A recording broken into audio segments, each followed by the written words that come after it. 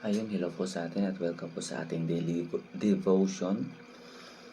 Today is August 10 and meron po tayong bagong topic and this is going to be interesting because ang topic po natin today is bakit tinawag si Jesus na firstborn or panganay? Primogeniture law. So, matatagpuan po natin ang ating scripture sa Colossians 1:15. So, yun po. Sabi po doon, He is the first. sa 15, the Son is the image of the invisible God, the firstborn over all creation. So, yan, the Son. Firstborn over all creation.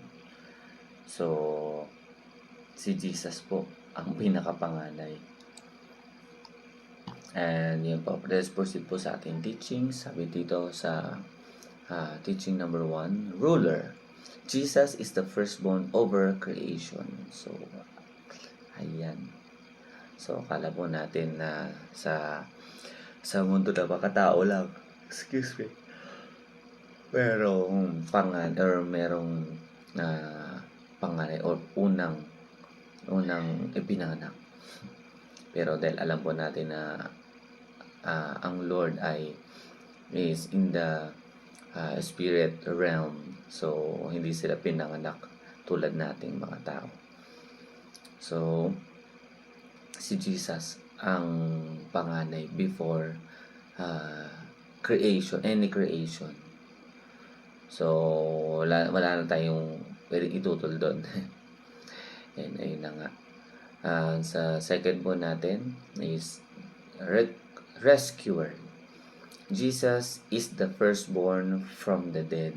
So wala pong ibang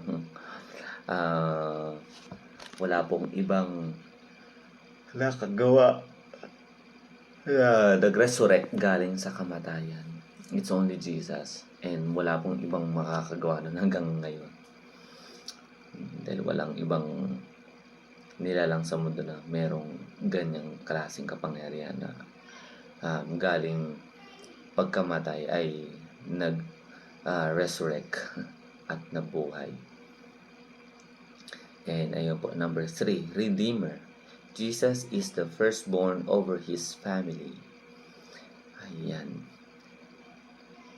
Si Jesus po ang unang pinanganak sa ating family. So, si Jesus, tayo po ay belong na sa family ng Lord. So, si Jesus po ang ating panganay. Kaya, hindi daw po natin pwedeng tawagin si Jesus na Papa Jesus kasi hindi po ganun yung sequence. Si Lord ang Papa natin, the God the Father. And si Jesus po ay ating panganay. Siya po ang ating pinaka big brother. So, ilan po for today's devotion. Thank you and God bless.